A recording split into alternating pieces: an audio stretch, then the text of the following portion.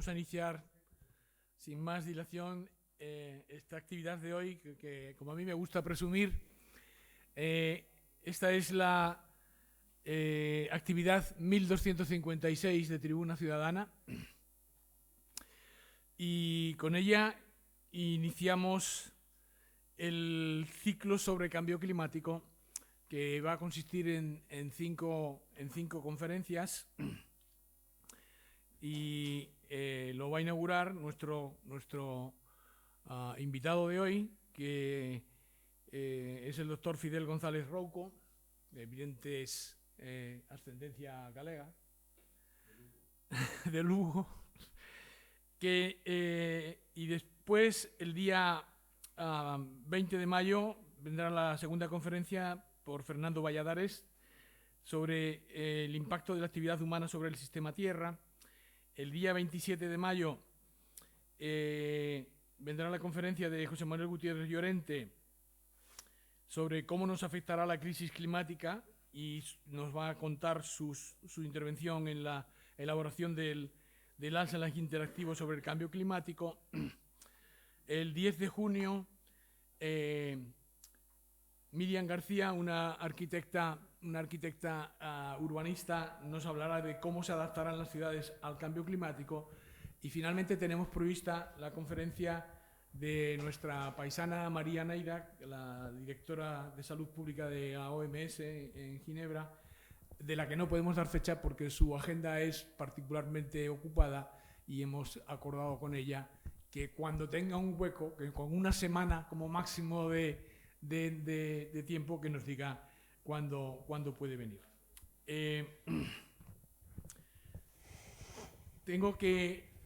Lo primero que hacer, como siempre, es agradecer al Club de Prensa Asturiana el que nos acoja siempre aquí en su sede para nuestras actividades. Y quiero agradecer la presencia aquí de Jorgelina Espósito, que es la representante de la Fundación EDP, que es uno de nuestros, por su ayuda podemos hacer posible esto. Y estábamos esperando también a un representante de la Fundación Cajastur. Espero no habérmelo perdido, porque queremos también agradecerle su ayuda para esto. No veo aquí a nadie, espero que no cometer ese error. Así que muchas gracias a todos ellos. Solo unas palabras para introducir la conferencia de Fidel González Rouco, que he evitado conscientemente el título de ella porque ahora lo voy a decir. Nos va a hablar sobre la evolución del clima a través de los tiempos, que es como enmarcar esta crisis de cambio climático que tenemos, y él va a hacer una exposición de efectivamente cuáles son los cambios del clima a través del tiempo, pero va a enfatizar cuál es la influencia humana en eso, porque a eso es a lo que estamos llamando la crisis del cambio climático, ¿no? Fidel González Rouco es profesor del Departamento de Física de la Tierra, de Astronomía y de Astrofísica de la Complutense de Madrid, y todo su trabajo experimental ha estado relacionado con las cuestiones del clima. Ha escrito informes, ha escrito su propia tesis doctoral, ya iba de estas cosas, y naturalmente controla mucho el asunto que nos lleva. No voy a ser prolijo porque lo que nos interesa es escucharle a él. No voy a ser prolijo en escribir sus obras, sus artículos científicos, que están todos relacionados con esto. Solamente decir que, no sé si se puede decir que esa es la especialidad, que él ha trabajado en lo que se llama el downscaling de los modelos climáticos, y supongo que esto es lo que nos va a ilustrar. Agradecerle a Fidel su presencia, el esfuerzo que hace, como cualquiera de nuestros invitados, por venir en este caso desde Madrid, y decirle que naturalmente estamos a su disposición desde ahora para siempre. Nada más. Muchas gracias a todos por vuestra asistencia, y pasamos rápidamente a la esencia del asunto. Nada más, gracias.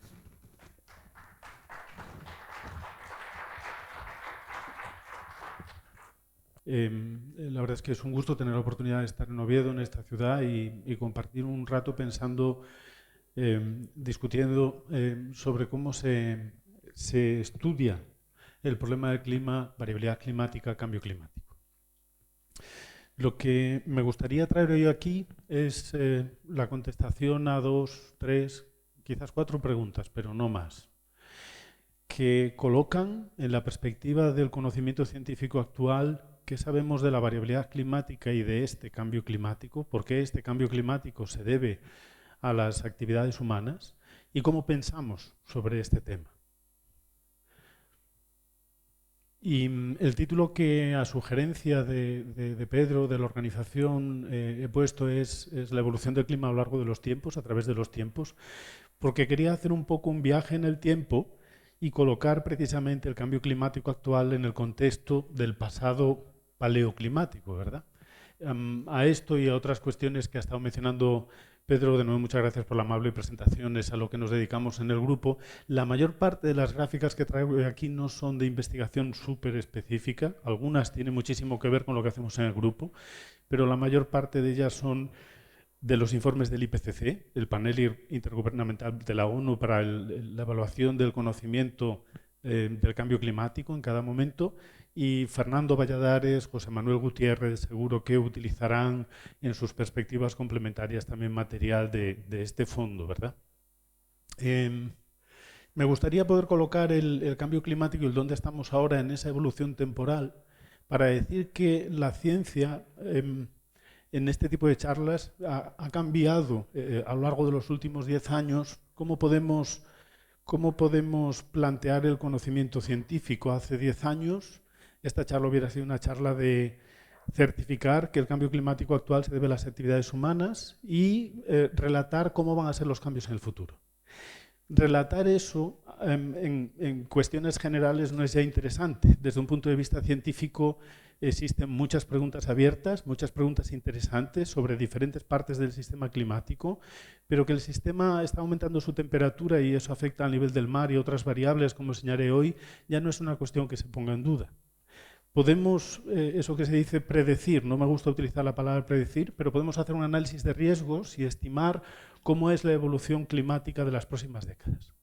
La cuestión más difícil no está en lo que yo voy a hacer hoy, sino en poder ponernos de acuerdo para elegir qué tipo de futuro queremos, para elegir qué trayectoria de las futuras queremos tomar o podemos tomar si nos ponemos de acuerdo como sociedad, que es lo más complicado, para que la intensidad de ese cambio climático sea lo menor posible. Por lo tanto, y guiado un poco, inspirado por esta frase de Saint-Exupéry, la cuestión no está tanto en predecir el futuro, sino en elegir qué futuro queremos tener. Porque la ciencia está en disposición hoy en día de informarnos cómo poder hacer eso.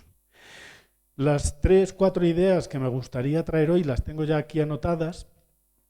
No sé si se ve bien la pantalla desde el fondo por la luz y demás. Si hay algún tipo de problema o de sonido, me dicen, pero veo que todo el mundo, gracias a Vanessa, todo el mundo estaba muy bien organizado.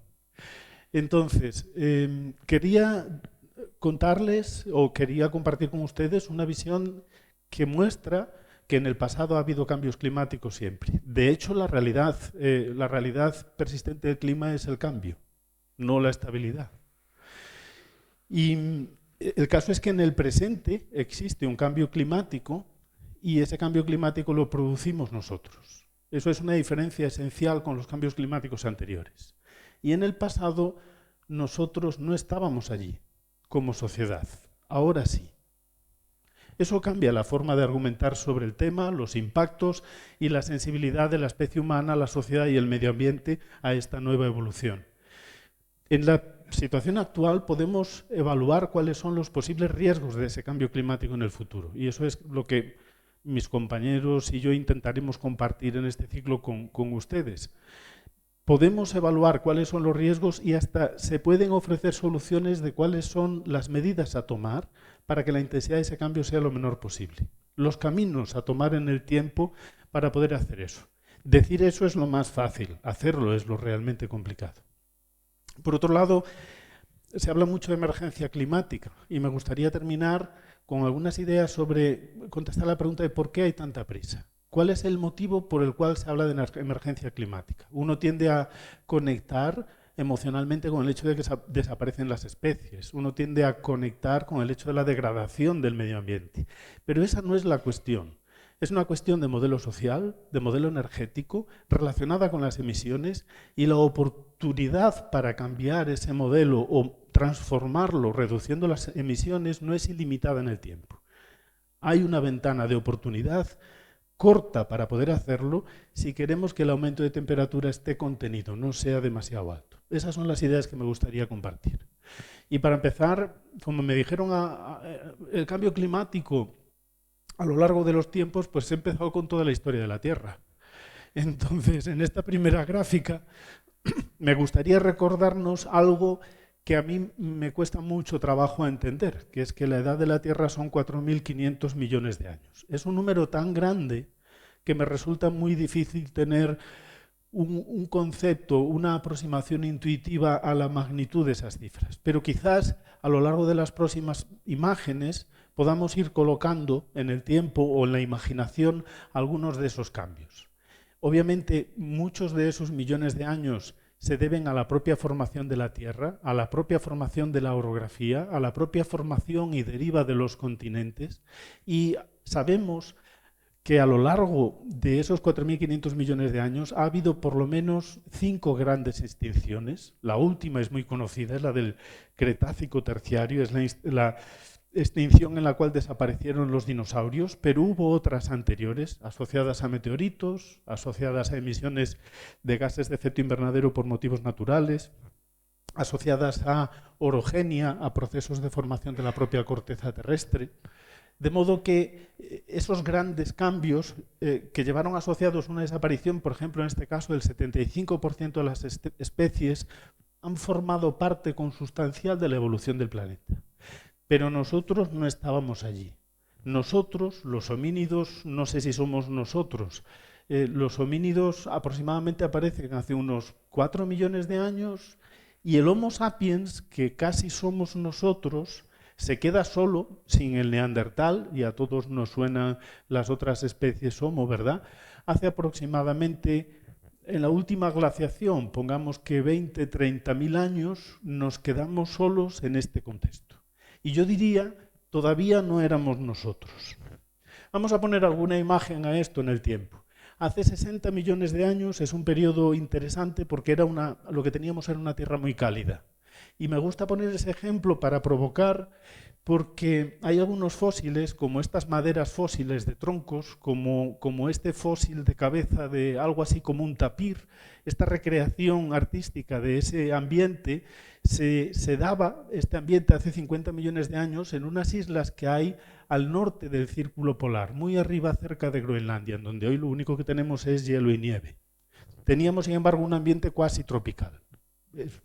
El clima de la Tierra en ese sentido ha ido evolucionando y cambiando. En ese momento, esto es una gráfica en donde se muestra aquí el presente, aparecerán gráficas, pero diría que en general todas son muy sencillas de ver. El presente está aquí y lo que se muestra en colores son la concentración de dióxido de carbono. Dióxido de carbono sabemos que es uno de los gases importantes para el efecto invernadero, es capaz de atrapar parte de la radiación que emite la Tierra, deja pasar la radiación del Sol y cuanto más dióxido de carbono veremos que las temperaturas son más altas porque nos devuelve más energía. Bueno, pues el dióxido de carbono aquí era muy alto y nosotros no estábamos ahí, obviamente. Se debía a otro tipo de procesos geofísicos. Estos son 50 millones de años y podemos centrarnos incluso en los últimos 3 millones de años, más cerca del presente en esta zona. Si nos venimos aquí, la evolución del dióxido de carbono desde el presente en los últimos 3 millones de años muestra valores que están en torno a los 300, como pueden ver, 400, 450 partes por millón. Y este es un número importante, porque ayer llegamos al nivel de 430. ¿Vale? Y eso se ha podido dar en 150 años, estrictamente. Pero bueno, sigo con la historia de las islas Ellesmere. Como pueden ver, están aquí cerca de Groenlandia. Hace 3,5 millones de años, estos fósiles pertenecían a animales que vivían ahí. En ese caso, de los muchos ejemplos que uno puede poner, son fósiles de lo que llamaríamos paracamellos, originarios de esas latitudes y que luego migraron y se colocaron con el cambio climático en otras partes de la Tierra que nos resultan mucho más familiares hoy en día, ¿verdad? Luego, ambiente, clima, especies. En ese momento, hace 3 millones de años, no había hielo en los polos. Y en ese momento, hace 3 millones de años, había circunstancialmente la misma cantidad de CO2 a la que estamos llegando ahora. Esto puede verse aquí. Esta línea indica el nivel de 400 y hace 2 años llegamos a tocar el nivel de 420, que marcaré un poco más adelante. Ahora mismo estamos comparando o rivalizando con las concentraciones más altas de lo que llamamos el óptimo del Plioceno medio. Este estado, cuando empiezan a formarse los polos. No hay mucho que indicar. Si con esos niveles de CO2 es cuando empiezan a formarse los polos, dándole un tiempo al ecosistema, obviamente sabemos la dirección que lleva. Saltamos un poco más en el tiempo. Esta me gusta porque me lleva a si estos son 3,5 millones, este es el último millón de años. Y en el último millón de años pasa algo que seguro que a todos nos suena, que son las glaciaciones. El desarrollo de las especies humanas ocurre en esas últimas glaciaciones. Neandertales y sapiens, sobre todo, son las especies más extendidas, ¿verdad? Y entonces, en ese momento tenemos representaciones que a mí me gusta, entre otros ejemplos, enseñar como este, porque hablan casi sin números. Si se fijan un poco, no sé cómo de claro resulta la imagen, pero normalmente pueden apreciar aquí la pintura de 2 pingüinos, ¿verdad? Esos pingüinos están en una cueva cerca de Marsella. Esta cueva es la cueva Kosker, que está aquí cerca de Marsella. Este es el croquis de la cueva, aquí es una foto desde fuera. Y para poder entrar en la cueva hoy hay que bajar a 36 metros por debajo del nivel del mar. Eso quiere decir que hace 27.000 años, que es cuando esto se pintó en plena glaciación, en plena extensión del máximo glaciar durante la última glaciación, el sapiens que pintó esos pingüinos y otras pinturas que se reflejan aquí, como mamíferos y demás, el sapiens que hizo esas pinturas, 1, podía entrar en una cueva que estaba a 36 metros bajo nivel del mar, y eso no es trivial, y 2, tendría que haber visto pingüinos para poderlos pintar, ¿verdad? Eso quiere decir que el ecosistema en el que vivía ese sapiens, ya los últimos neandertales estaban en Huelva, nosotros éramos los otros sapiens, por decirlo así, somos los que quedábamos casi en ese momento. Todavía diría, no estábamos allí, éramos cazadores-recolectores, pero no estábamos desarrollados como sociedad. Teníamos un impacto en el ecosistema para depender en ese ser cazador-recolector del ecosistema, pero no se había desarrollado la agricultura, no se habían desarrollado las ciudades como las conocemos, Sumeria, Oriente Medio, Egipto, todo eso no había ocurrido hace, en este caso, 27.000 años. Podemos aprender algo del pingüino de hace 27.000 años, y los registros actuales, de nuevo es una gráfica en donde el presente está aquí. Podemos fijarnos, por ejemplo, en cualesquiera de estas 2 curvas. Ambas representan la temperatura del planeta. Son diferentes registros, sedimentos marinos. No voy a entrar hoy en cómo tenemos ese tipo de información, pero son hacia atrás 800.000 años. Si uno lo ve desde fuera parece muy complicada, pero realmente es una figura muy sencilla si me siguen un momento. Todo lo que hay que fijarse en esta figura es que en este momento estamos aquí, en este punto, es el último interglacial, la última no glaciación, lo que llamamos el Holoceno. Hoy estamos ahí. Las temperaturas son más altas que aquí hace 20.000 años, que es el momento del pingüino. Es el momento de la temperatura más baja de la última glaciación. Luego las temperaturas suben, bajan en sucesivas glaciaciones. Este es el último interglaciar como el Holoceno, le llamamos el Eemian y los tenemos a todos bautizados, hacia atrás. Lo que importa es que en estos periodos glaciales todavía no estábamos allí como sociedad y obviamente el clima cambiaba. Forma parte de la naturaleza del clima y sabemos qué mecanismos generaban esos cambios.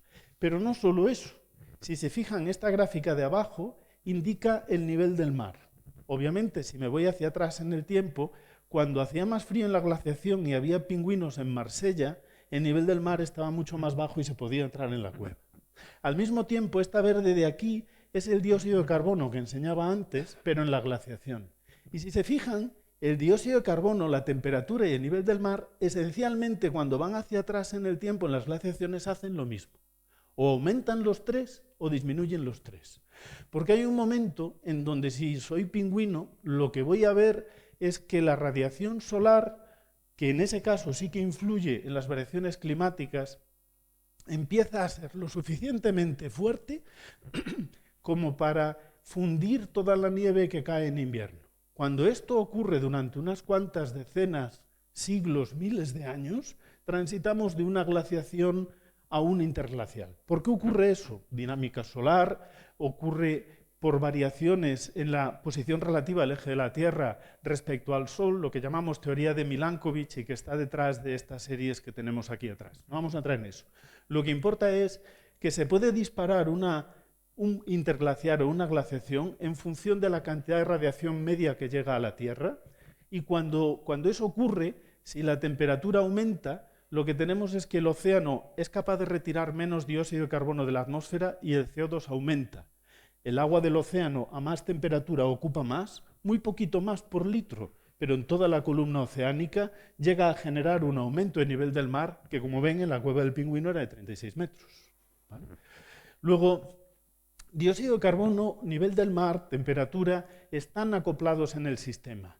Si uno cambia, los otros también. Si nosotros por la industrialización cambiamos el dióxido de carbono como ahora y lo elevamos a 420 ppm, en este momento ya más, ahora mismo estamos por aquí. En todas las glaciaciones el dióxido de carbono no ha pasado de 280 ppm. En el siglo XIX teníamos 280 ppm. En 150 años hemos saltado a 420, comparable al Plioceno medio.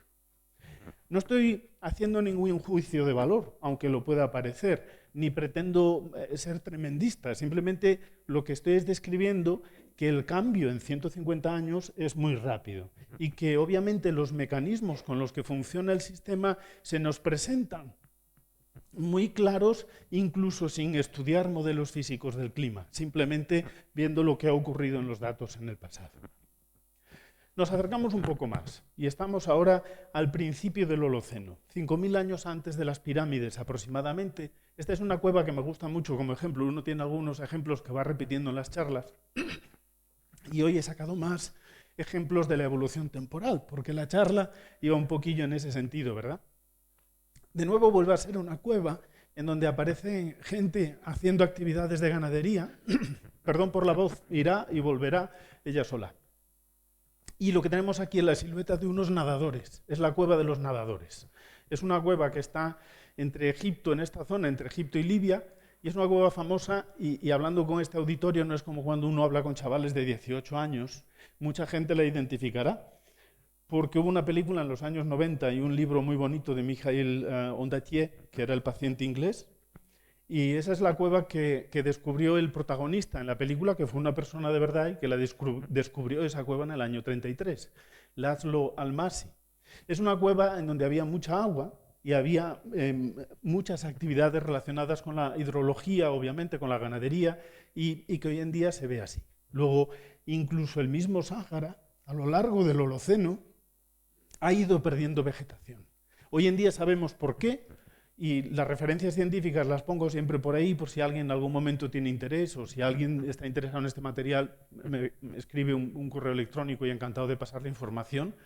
Y hoy sabemos que esto se debe a cambios en las dinámicas de posición orbital, lo que comenté antes, y en el ejercicio de la ganadería, en la intensificación de la ganadería en el Sáhara. Ha ocurrido igual en el suroeste de la India, en determinadas zonas en donde eso ha contribuido a la desertización a lo largo del Holoceno. Pero de modo eminentemente natural hemos ido pasando a un Sáhara cada vez más en este estado que en el estado con agua de una cueva con nadadores. Luego son variaciones climáticas en donde casi éramos nosotros. Casi éramos nosotros porque estábamos en la ganadería y ya casi en la agricultura y en el desarrollo de las ciudades, y 4.000 años después aparecen ahí en esa misma zona las pirámides, ¿verdad? Entonces ahí tenemos una sociedad mucho más compleja y mucho más desarrollada. Si doy un salto un poco más grande en ese viaje en el tiempo, me voy al último milenio.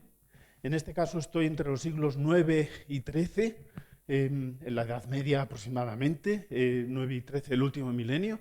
Y en este caso lo que he traído como ejemplo es una civilización ya hasta cierto punto consolidada. Ejemplos como estos se pueden ver en la historia humana, en la historia de las civilizaciones con mucha frecuencia. Civilizaciones que aparecen, se adaptan a las condiciones más óptimas y cuando esas condiciones desaparecen o cuando estas condiciones faltan, entran en crisis y las civilizaciones desaparecen porque estaban adaptadas a lo bueno, no a lo que vino después.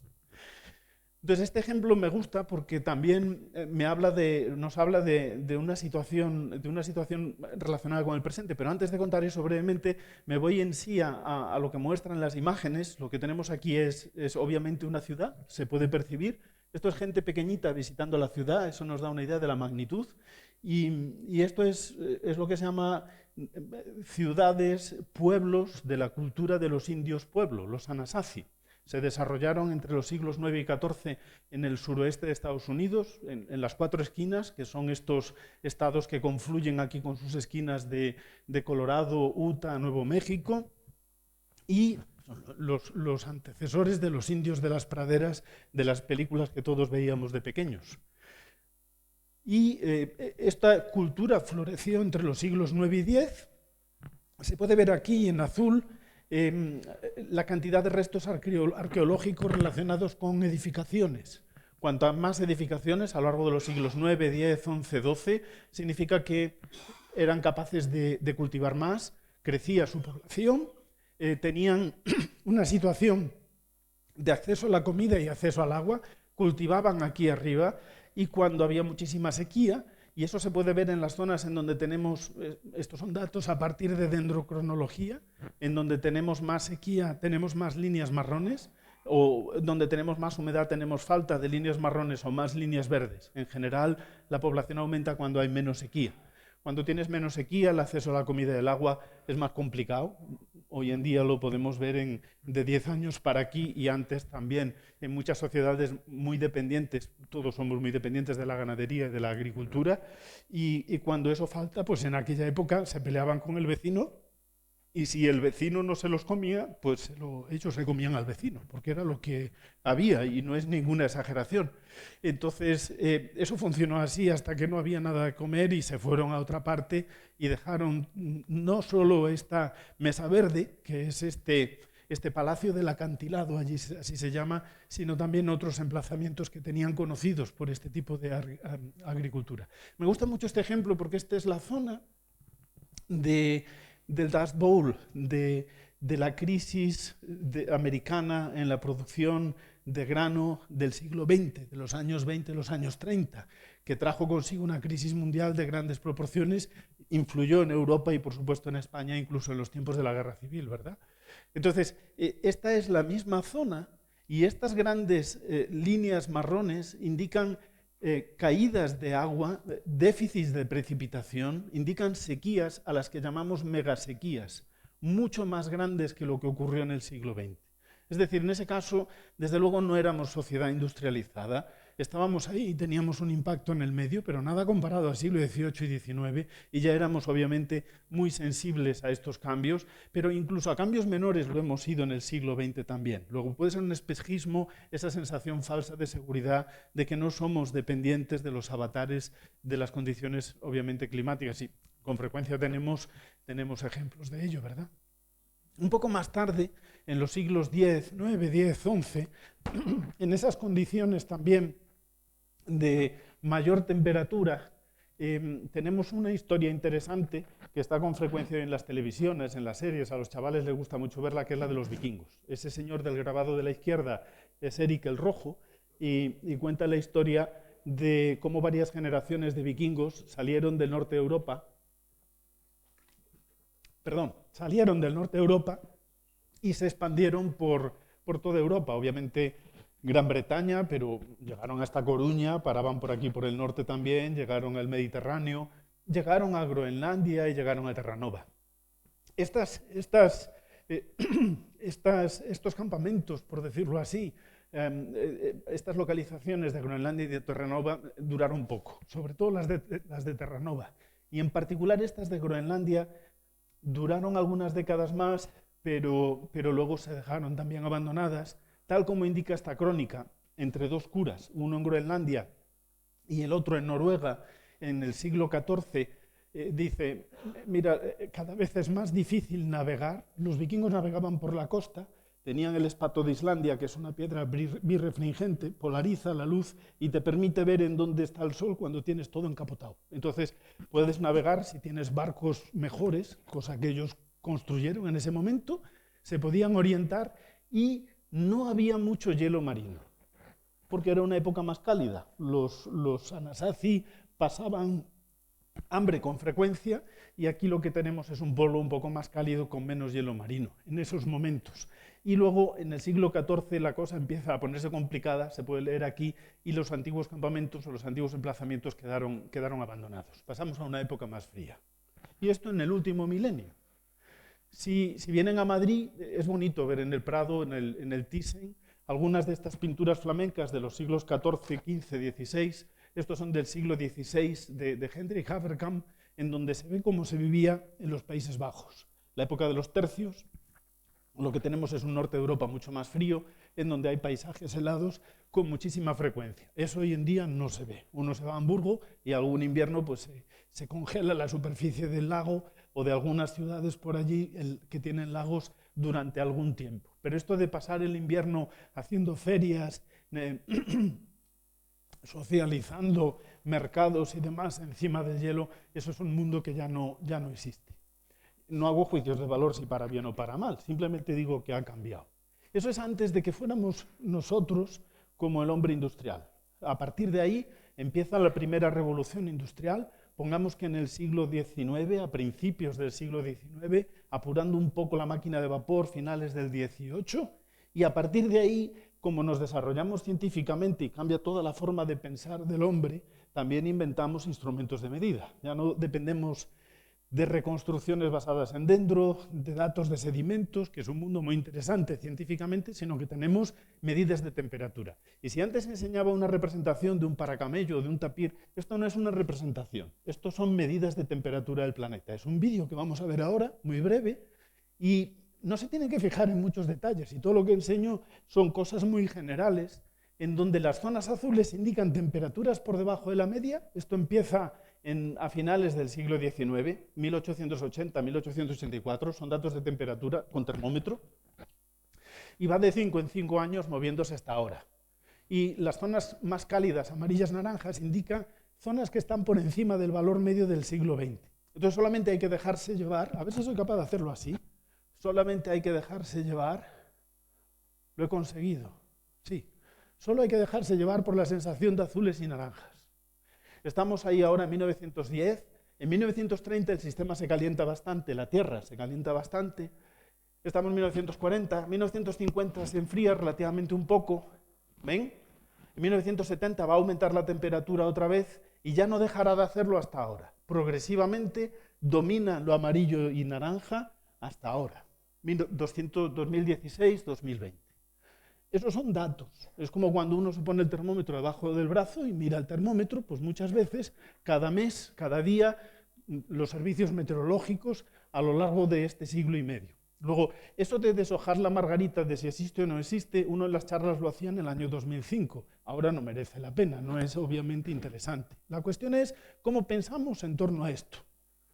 Y obviamente es una cuestión de temperatura, pero cuando cambia la temperatura del sistema, cambia la precipitación, cambia la sequía, cambia la cobertura de hielo, cambia el hielo no solo para los vikingos o para el Titanic, que naufragó en el mismo sitio, sino que cambia el hielo también para poder navegar por el polo en verano si queremos, que hay gente que le interesa, o para hacer minería en esa zona. A los medioambientalistas a lo mejor no nos interesa, no nos parece que esa sea la dirección, pero obviamente hay muchos intereses cruzados. El caso es que todas esas cosas cambian con la temperatura, lo que yo llamaría la temperatura de equilibrio.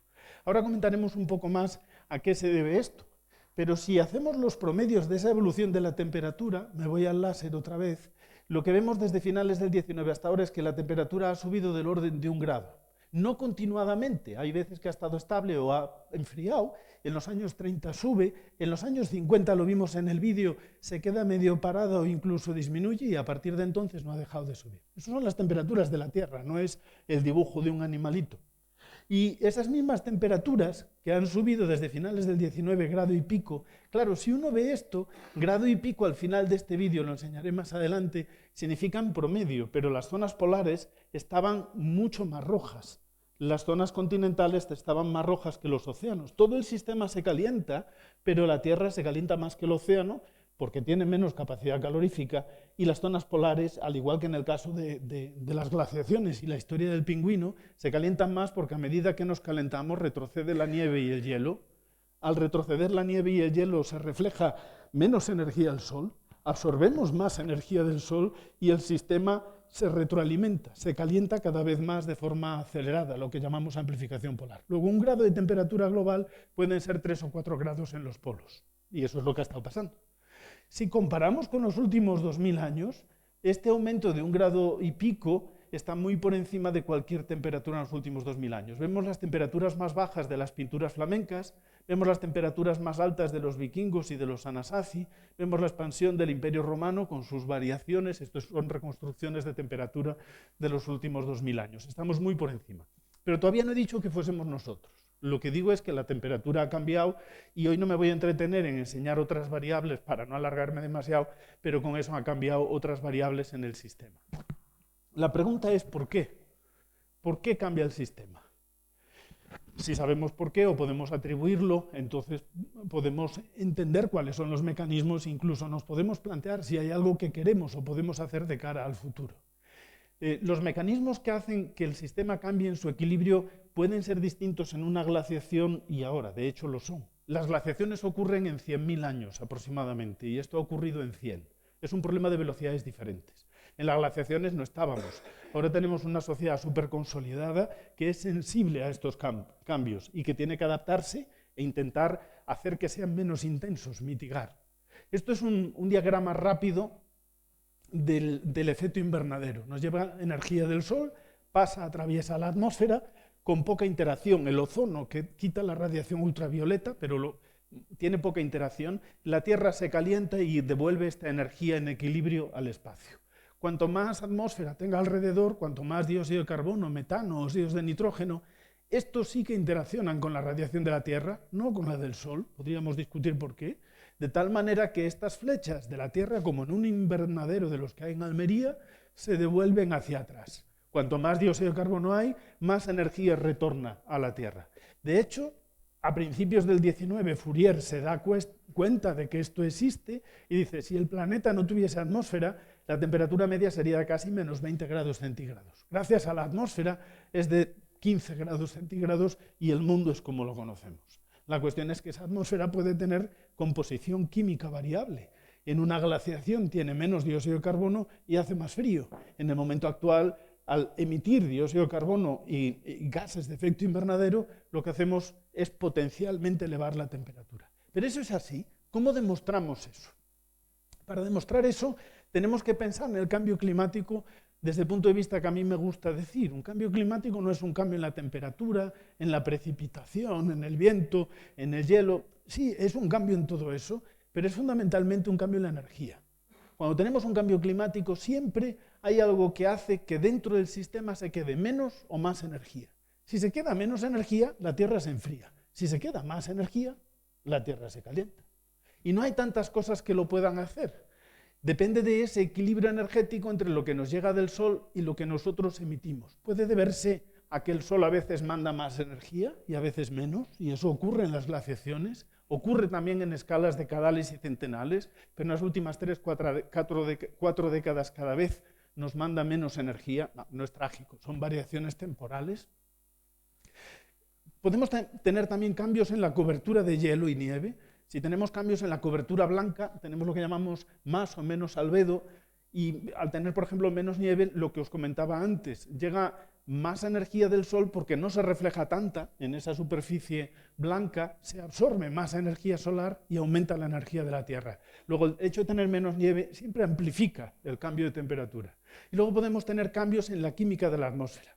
las emisiones de gases de efecto invernadero o porque el océano en un mundo más frío retira más CO2 de la atmósfera, es más eficaz, en un mundo más cálido incluso cada vez es peor, menos eficaz en retirar. Si miramos el último milenio, esta gráfica de una forma muy sencilla, veremos enseguida, identifica cómo ha cambiado la energía en el último milenio. Podemos ver algunos de los factores que influyen a lo largo de ese periodo. Aquí están un poco indicados con algunas gráficas sugerentes. Podemos tener cambios en la actividad solar. Es muy interesante lo que pasa en el Sol. Nos da variaciones aproximadamente cada 11 años y hay también variaciones de bajo periodo asociadas al campo magnético solar que influyen en cuánta radiación nos llega. En las últimas décadas incluso, ha disminuido. Tenemos actividad volcánica, nos acordaremos del Pinatubo aproximadamente en el año 91, algún volcán en los años 80, hemos tenido La Palma hace poco. Los volcanes emiten aerosoles, sulfato a la estratosfera, que se quedan mucho tiempo en la estratosfera y nos apantallan un poco de la radiación solar. Luego, durante un tiempo, enfrían. Si tenemos muchos volcanes en algunas épocas, como aquí en el medievo, y algunos enormemente grandes, son estas rayas que bajan, la energía baja muchísimo. Luego, si la energía solar sube la energía que entra en el sistema. Si tenemos volcanes, baja. Y lo que ocurre finalmente con cuestiones naturales es que hay un equilibrio que a lo largo del tiempo va definiendo cómo varía la temperatura de la Tierra. Esto es la química de la atmósfera, los gases de efecto invernadero, que a lo largo del último milenio, esto que tenemos aquí es el siglo X, XI, el siglo XIII aquí, siglo XIV, son bastante estables y, por supuesto, se disparan con la industrialización. Con la industrialización aumenta, esto es en el siglo XX, las concentraciones de dióxido de carbono, hasta este valor de ahora de 420 ppm, pero aumenta también el metano, los óxidos de nitrógeno, el ozono, aumentan toda una serie de especies asociadas a las actividades humanas, la industria, la agricultura, los fertilizantes, etcétera, etcétera. Es normal, es una especie que crece, la población no deja de crecer y esos son residuos a la atmósfera, residuos al océano, residuos a las diferentes partes del sistema que cambian esa composición química. El dióxido de carbono que llega a la atmósfera no se va a los 3 días, se queda en la atmósfera durante siglos y hablaré enseguida de eso para terminar. Ese dióxido de carbono llega para quedarse durante mucho tiempo y eso hace que los procesos sean irreversibles. Pero me estoy anticipando. Este aumento del dióxido de carbono, como comentaba antes, si lo veo en el contexto del último milenio, ocurre en 150 años. Pasamos de 280, comentaba hace un poco, a 420, por encima de las carabelas de Colón, por encima de los vikingos que también llegaron a América, por encima de todo lo que ha habido en las glaciaciones durante 1 millón de años y del sapiens y del neandertal y de los homínidos y ahora rivalizando con el dióxido de carbono medido que había aproximadamente hace 3,5 millones de años. Luego los cambios repentinos son medibles y constatables. Y lo que ha ocurrido en este periodo es obviamente el resultado de las actividades humanas. Ahora, ¿son estos cambios asociados a las actividades humanas responsables del cambio de la temperatura? Eso es una pregunta diferente. Lo que he enseñado es cómo había cambiado el sistema, pero no le he echado la culpa a nadie todavía. Si lo miramos, y para ello necesitamos tener, no me voy a centrar mucho en esto, lo que nosotros usamos son modelos climáticos, todas las matemáticas, la física, las ecuaciones de los fluidos de la atmósfera, del océano, se sintetizan en programas de ordenador que son como una realidad virtual y que nos permite hacer simulaciones para poder entender qué ocurre cuando cambiamos la energía del sistema, cómo cambia el clima cuando cambia lo que rebota de la Tierra, lo que nos llega del Sol, cuando cambia la química de la atmósfera. Y se representan pequeños detalles hasta el punto de que las últimas generaciones de modelos climáticos, y mis compañeros más adelante os hablarán de eso, llegan a tener resoluciones de pocos kilómetros. Digamos que nosotros hacemos simulaciones a 1 kilómetro para la zona de Madrid, uno hace simulaciones a 9 kilómetros para toda la península ibérica porque la computación es cara, pero estamos en esos rangos y cuando haces simulaciones globales estás entre los 50 y los 100 kilómetros. Eso significa tener datos en cada 50-100 kilómetros aproximadamente para 20 niveles en la atmósfera, para 20 niveles en el océano, salinidad, temperatura, viento, presión, humedad, todas las variables físicas que uno pueda pensar. Luego es realmente una representación física muy exhaustiva del medio ambiente del sistema, ¿verdad? Con esto se hacen experimentos. ¿Cómo son esos experimentos? Es muy sencillo, los modelos son complicados, pero pensar en los experimentos es como lo del ratón y el queso. Lo que nosotros hacemos, lo que hace la comunidad científica es, si consideráis aquí desde finales del 19 hasta ahora la evolución de las temperaturas, estos son los datos que veíamos antes, los modelos me permiten generar trayectorias para Oviedo, pero esto que muestro aquí son trayectorias de la evolución de la temperatura a lo largo del siglo XX, teniendo en cuenta lo que nosotros queramos. Decimos, ¿qué pasa si nosotros consideramos solo los volcanes? ¿Qué pasa si consideramos solo el Sol y los volcanes? Estas trayectorias, esta banda azul, es la envolvente de muchas simulaciones con modelos a lo largo del siglo XX, en donde se tienen en cuenta solamente el Sol y los volcanes. Y se ve que si tenemos en cuenta solo el Sol y los volcanes y promediamos todas las simulaciones de los modelos, tenemos el Pinatubo en el año 91, tenemos otras erupciones volcánicas, un poco de cambios asociados al Sol, pero no reproducimos el aumento de temperatura de las observaciones. No hay manera. Este tipo de experimentos lo empezaron a hacer en los años 60, Shikuro Manabe, y en Estados Unidos, y en el GFDL, da igual, y en el Max Planck en Hamburgo, este señor Klaus Hasselmann, que era el jefe de mi jefe cuando yo estaba allí, y le dieron el premio Nobel a ambos el año pasado. Entonces son gente ya muy mayor, pero que fueron pioneros en la modelización climática en los años 60 y 70, ¿verdad? Entonces, con esto digo, esto se viene haciendo aproximadamente desde entonces, y realmente despegó en los años 80-90 con los informes del IPCC. Entonces, si tengo en cuenta las variaciones naturales, no soy capaz de explicar la evolución de los datos. ¿Qué ocurre si además de las variaciones naturales pongo en el sistema los cambios de energía asociados a las emisiones de gases de efecto invernadero, aerosoles, todo lo que he estado comentando antes?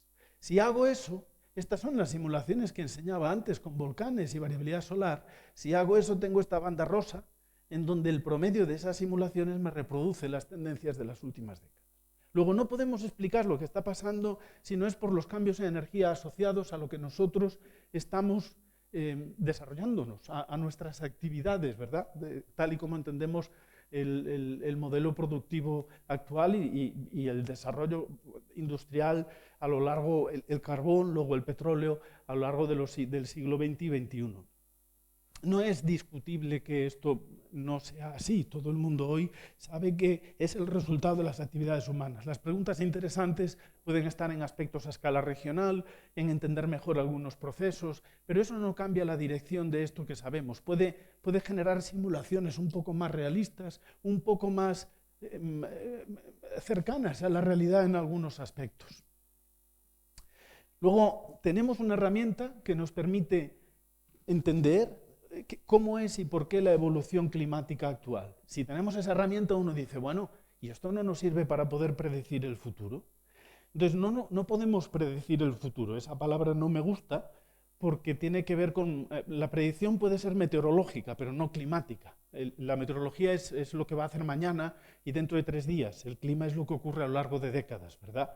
En física decimos la meteorología es un problema de condiciones iniciales y el clima no tiene nada que ver, es un problema de condiciones de contorno, depende de los cambios en la energía. Es un poco jerga críptica, pero uno puede entender que independientemente de cuáles sean las condiciones iniciales del sistema, son estos cambios que muestro aquí a lo largo del siglo XX, los volcanes, lo solar, las emisiones de dióxido de carbono, y en el siglo XXI, XXII y XXIII, los cambios asociados a las emisiones de CO2 y otros gases de efecto invernadero, los cambios en la energía, los que van a hacer que el sistema se caliente más o menos. Y el pingüino nos diría, pues si tienes más dióxido de carbono vas a tener temperaturas más altas.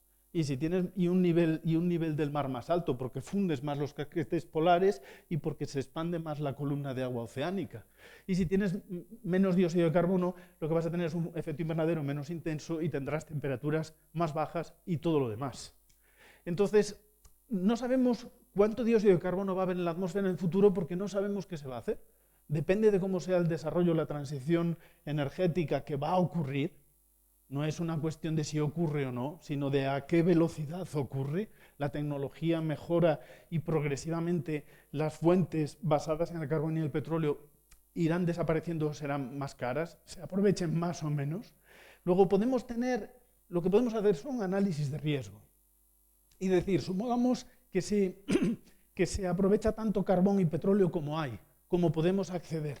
estaríamos en una trayectoria como esta roja. Sería lo más extremo, porque las fuentes de carbón y petróleo no son ilimitadas. Luego, en el siglo XXI, XXII y XXIII, podemos subir las emisiones y la energía del planeta por esta línea roja. Estimamos hoy como mucho. Dices, y si nos apretamos el cinturón y realmente intentamos hacer una transición energética, podríamos ahora en los años 20 empezar a reducir seria y sistemáticamente e ir paulatinamente reduciendo las emisiones en el futuro. Esta línea azul que aparece aquí, que es de un contenido más verde, esta es la línea del Tratado de París. El famoso Tratado de París se inspiró en esta curva exactamente que les estoy enseñando, al saber que si se iba por este camino se podía limitar el aumento de temperatura a 1,5 grados, 2 grados. Si uno no hace ni fu ni fa, sino que se queda aquí en medio en cualquier otra trayectoria, dice, sí, la transición tecnológica y energética ocurre, pero más tarde. Bueno, pues el aumento de temperatura será proporcional a eso. La energía aumentará, pero no tanto. Esto es todavía energía, pero si corro los modelos para ver cómo es el cambio de temperatura, si aplico estas trayectorias de cambios energéticos en el futuro a los modelos, tengo estas trayectorias de respuesta a la temperatura. Son gráficas muy simples. La gráfica de abajo indica un mundo que aumenta de temperatura, pero menos, 2 grados. Es el Tratado de París y aumenta 2 grados la temperatura a finales del siglo XXI. Claro, 2 grados en los polos son 5 o 6. Y si nos vamos por la roja, pues eso significa un aumento de 4 o 5 grados, que es lo máximo globalmente. Eso significa en los polos del orden de 12-14 grados. No hace falta empezar a discutir si los vikingos, si el hielo, si demás, ¿verdad? Ya uno se puede hacer idea. Y si no es ni fu ni fa, pues estaremos entre medias. Algo de eso va a ocurrir seguro. La cuestión está en qué futuro de estos queremos elegir. No si hemos acertado o no en predecirlo, porque hasta ahora todos los datos de temperatura desde hace 20 años, 30 años, casan bien con las simulaciones que se han ido haciendo, lo que ha ido ocurriendo. Eso se lo puedo, si quieren, enseñar luego. Luego, la cuestión está, ¿dónde nos queremos quedar en función de los impactos que haya, verdad? Espacialmente, si se acuerdan de las observaciones, estos son modelos, no son observaciones. Son modelos a finales del siglo XXI, en el Tratado de París, los continentes que estaban más rojos que el océano, las zonas polares que estaban más rojas que los continentes y que el océano, es el mismo patrón. Es decir, lo que está pasando ahora se parece a lo que los modelos ya nos proponen como evolución de futuro. Si uno emite más, en realidad el cromo es el mismo, eso es lo que es más rojo, pero el cromo es perfectamente parecido al anterior, no hay mucho que fijarse en los detalles. Si nos vamos a otras variables como la precipitación, podríamos estar aquí eternamente viendo y qué ocurre en diferentes sitios del planeta, porque los modelos nos permiten hacernos ese tipo de preguntas. Esto es la precipitación para un mundo 1,5 grados más cálido, un mundo 2 grados más cálido, un mundo 4 grados más cálido. Y hay motivos físicos para que la precipitación sea mayor en general. En general, la precipitación es mayor en estas zonas más azules, que es ya donde más llueve. Y la precipitación es menor en estas zonas marrones, que es ya de por sí donde menos llueve. Luego, lo que tenemos es una división del ciclo de precipitación, el ciclo hidrológico, el ciclo hídrico, a zonas con más precipitación, en donde esta se exacerba y la precipitación intensa, y la exacerbación de las sequías. Acuérdense, los Anasazi eran de aquí. El ejemplo que puse antes iba con intención. Estábamos en esa zona en donde ya existen sequías endémicas. ¿De acuerdo? Podemos pensar en el aumento del nivel del mar. Miren, hasta aquí son observaciones. Esto no es democrático, no es discutible. Entonces, esto es lo que se ha medido hasta el año 2000 y pico. El nivel del mar ha estado aumentando. Si nos vamos por París, pues aumenta del orden de 20, 30, un poco más, 40 centímetros. Si nos vamos por el escenario más extremo, globalmente son 80 centímetros de aumento de nivel del mar global. Regionalmente, en algunas zonas menos y en otras mucho más, como ocurre con la temperatura. El hielo marino en el Ártico y cualquier otro tipo de variables, en este caso lo traje por Eric el Rojo, ¿verdad? Y aquella historia que contaba al principio, las observaciones decayendo en este momento. Y pues si nos vamos por el escenario más rojo, pues tendremos a finales del siglo XXI el Ártico en verano, desde abril hasta octubre, sin hielo, navegable. Y si nos vamos por el otro camino, pues se mantendrá todavía la presencia de hielo y la dependencia o la existencia de ecosistemas que necesitan, para sobrevivir, necesitan ese tipo de presencia, ¿verdad? Bueno, pues para terminar, lo que me gustaría decir es lo siguiente. En las próximas páginas o en las próximas imágenes hemos llegado a un punto en donde podemos decir, sabemos lo que va a pasar. Si los números son un poco más altos o un poco más bajos, depende de la intensidad de las emisiones hacia el futuro, depende de las decisiones que tomemos. Y de Ucrania, y de la revolución tecnológica por la cual estamos, depende de muchos factores y de cuándo y de cuánto seriamente podamos o queramos meternos en eso de una forma rápida. Pero ¿realmente hay prisa? La pregunta es, ¿realmente esto va a ocurrir antes o después? Porque los recursos no son ilimitados. ¿Tenemos prisa para que ocurra? Entonces me gustaría traer a la sala la idea de irreversibilidad. Lo que ocurre en el sistema, lo comenté con el pingüino, es que si uno aumenta las emisiones, emite una cantidad en amarillo, naranja o en rojo de dióxido de carbono, eso pasa a la atmósfera, una parte se va al océano hasta que se estabiliza. Si emites un amarillo, emites un naranja para evitar números, o emites un rojo, cuando se estabiliza, eso permanece ahí durante siglos. Dije antes, no vuelve otra vez a la Tierra o no se disipa de la atmósfera. Luego las temperaturas, si emites un amarillo, suben proporcionalmente una cantidad. Si estamos en el Tratado de París, se emite menos, suben menos. Si emites una cantidad naranja o una cantidad en rojo, pues emiten y aumentan las temperaturas de forma proporcional. La idea de proporcionalidad es muy sencilla. Emito más, el sistema se calienta más. Emito menos, el sistema se calienta menos. Es una suerte de relación lineal, para aquellos que tengan las matemáticas un poquillo, pero no hace falta. Realmente es una regla de proporcionalidad. Si consideramos o miramos qué ocurre con las observaciones, vaya, me he quedado sin...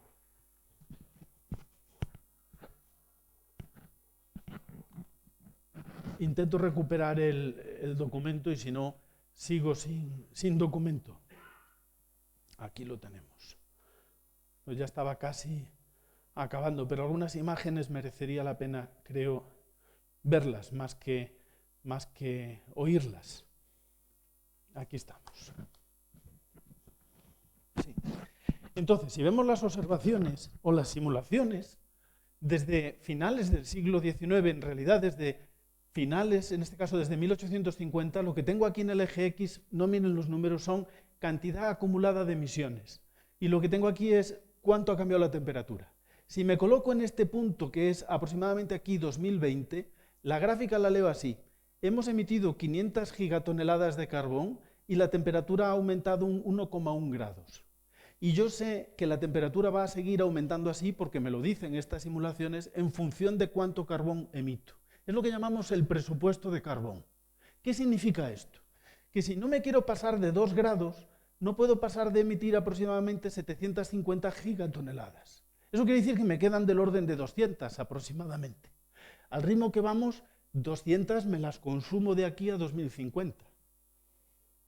Eso quiere decir que no, obviamente no tengo ninguna oportunidad de, si mantenemos este ritmo, de limitar el aumento de temperatura a 2 grados. Llegaremos a finales de siglo aproximadamente a 3 grados y pico. Eso quiere decir que si no quiero pasar de 1,5 grados, 2 grados, me tengo que quedar en este margen. Y si no me lo pienso ahora, sino que me lo planteo dentro de 15 años, eso ya lo he consumido. Luego, el momento para tomar decisiones es ahora, porque la oportunidad de haber limitado a 1,5 grados, 2 grados, la tenemos en este momento y no dentro de 15 años. Dentro de 15 años el objetivo serán 3 o 3,5. De ahí viene la idea de urgencia. Urgencia, la toma de decisiones, si quieres que el proceso sea lo menos intenso, se desarrolle lo menos posible. Una parte del proceso es inevitable y nos tenemos que adaptar. Pero podemos mitigar si hacemos una transición energética lo más rápida posible. Eso puede ser ingenuo y es fácil de decir hoy aquí. Si hacemos una transición tecnológicamente es viable, pero ponerse de acuerdo es otra cuestión y geopolíticamente es complicado. Entonces, la tarea más fácil es la que yo tengo, contarlo es muy fácil, pero táctica y técnicamente los estudios indican que es posible limitar el cambio de temperatura si emitimos solo hasta este punto, limitarlo a 1,5 grados. De hecho, podemos hasta decir el camino para hacerlo. Si a partir de ahora empezáramos a disminuir progresivamente hasta que las emisiones, tanto las totales como la retirada de carbón que podemos hacer con geoingeniería, que mejorará en las próximas décadas, sean netamente cero en 2050, si hiciéramos esta banda azul, podemos venirnos por aquí de cualquier forma, pero si nuestras emisiones hicieran esto, para el metano, para los óxidos de nitrógeno, pero para el dióxido de carbono, nos mantuviéramos en esta banda azul, esto es el año 2000, esto es el año 2010, esto es el año 2050 aquí, llegamos al cero. Si en 2050 las emisiones están a cero, lo que los modelos nos dicen en nuestras simulaciones es que en 2050 tendríamos un disparo llegando a 2 grados de aumento de temperatura que relajarían a finales de siglo a 1,5 grados. Luego es posible. Pero tanto lío, tanto énfasis en el 1,5 grados, los 2 grados, ¿es realmente importante? ¿Importa mucho medio grado? Porque os he mareado con que, ¿y si conseguimos reducir por aquí? ¿Y si lo hacemos ahora rápido? ¿Pero importa medio grado? Y ya casi para terminar, medio grado es esta diferencia. Y lo que tengo aquí listado son olas de calor extremo, hielo marino en el Ártico, especies vertebradas, plantas, insectos, ecosistemas, la calidad de los ecosistemas, el suelo congelado en el Ártico, el permafrost, problemas de infraestructuras y reemisión de metano para aquellos que les suene, arrecifes de coral, cosechas, acceso a la comida, acceso al agua, ¿verdad? Pesquerías. Esto es las cifras con 1,5 grados de aumento y esto es las cifras con 2 grados aquí. De tal forma que, por ejemplo, las olas de calor son 37% en un mundo con 2 grados más cálido y 14% en un mundo con 1,5 grados más cálido. En general, muchas de estas variables son 2 o 3 veces peor por solo medio grado más. Medio grado más condiciona el desarrollo de los objetivos de desarrollo sostenible. Medio grado más condiciona el acceso en muchas regiones a un medio ambiente, a un medio ambiente de calidad, limpio, acceso al agua, acceso a la comida. Y esto es sin tener en cuenta aspectos que sí son interesantes en la física, como qué puede pasar con los mantos polares, porque, por ejemplo, el nivel del mar no cambia mucho. Pero si se producen fenómenos no lineales en los mantos de hielo polar, entonces sí que podemos tener disparos también del nivel del mar a lo largo del siglo XXI, siglo XXII, en las próximas décadas, en realidad. Luego, desde una perspectiva histórica, en realidad el clima no ha dejado de cambiar. Y yo lo digo fácil diciendo, bueno, y no estábamos allí. Hay muchas especies que desaparecieron, pero nosotros, como sociedad desarrollada, por esto que entendemos como desarrollado, no estábamos allí. Este cambio actual sabemos que lo producimos nosotros. No es el único que ha habido, pero en este estamos y tenemos la capacidad de gobernar. Tenemos la capacidad de adaptarnos y también de decidir cómo de intenso queremos que sea. La capacidad y la dificultad, porque realmente es un reto que podríamos discutir de proporciones que no se han dado hasta ahora, desde mi punto de vista, en la historia, ese ponerse de acuerdo globalmente. Nunca ha ocurrido hasta ahora, no antes de una gran crisis. Es posible, a lo mejor con el ozono en los años 80, pero es otro tipo de ejemplo. Quizás con las vacunas, pero incluso hemos tenido el ejemplo de la pandemia, cómo era la discusión política y el acuerdo en ese contexto, ¿verdad? Es posible limitar el aumento de temperatura, pero para ello realmente necesitamos en poco tiempo transformaciones de una magnitud que no hemos visto hasta ahora. Están ahí, la tecnología está ahí y se va a desarrollar más y no linealmente en las próximas décadas. Eso va a ocurrir, pero que sea lo suficientemente rápido. Si queremos hacerlo lo suficientemente rápido, eso es otro tipo de cuestión. Mientras tanto, al grado y pico que ya tenemos y a lo que venga, solo queda adaptarse e intentar emitir menos. Ahora bien, si seguimos por el ritmo actual, llegaríamos aproximadamente a 3 grados y pico de temperatura a finales del siglo XXI. Y esto de los objetivos de desarrollo sostenible que todos nos ponemos muchas veces en la chapita, yo el primero, de eso no contemos con ello, porque evidentemente a lo largo de las próximas décadas, en muchas zonas del globo, eso de los desarrollos sostenibles, el acceso a la comida y el agua, no. La adaptación y la mitigación necesitan, por lo tanto, de lo que es realmente difícil, ponernos de acuerdo, ir desarrollando protocolos como el de París y que tomen ritmo y ideas un poco más desarrolladas a medida que eso se pueda tecnológicamente implementar.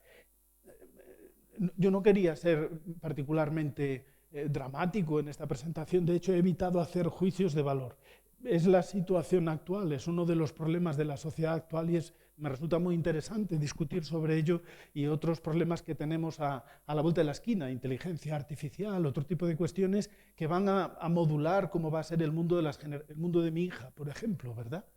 Ahora bien, yo creo que las instituciones, incluso las instituciones como esta, mi universidad, tienen un papel en este espacio y el papel es transmitir el conocimiento que existe hoy en día y plantearse qué podemos hacer. Desde mi punto de vista, el primer paso está en algo muy sencillo, que es medir las emisiones. Saber qué suponen nuestras actividades en términos de emisiones de carbón. Y cuando eso lo sabemos, y el Ministerio y diferentes instituciones indican cómo poder hacerlo, a los 2 o 3 años nos podemos plantear, ¿y ahora qué podemos hacer para ser más eficientes? ¿Qué podemos hacer para realmente contribuir de una manera activa a esto? Es importante, por lo tanto, que haya una comunicación que sea lo más veraz posible en términos de representar el conocimiento científico. Y yo creo que este tipo de actos los agradezco. Uno hace con sus limitaciones lo que puede, pero es una contribución de todos los que estamos aquí a compartir cuál es esa visión del estado actual. Muchas gracias por la paciencia que han tenido.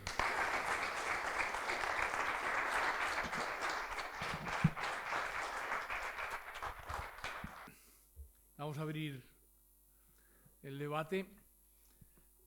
Quien quiera participar, que levante la mano, por favor. La gente se ha quedado impresionada. Sí, si no, pregunto yo. Adelante. Muchas gracias. A mí hay una señora, no sé.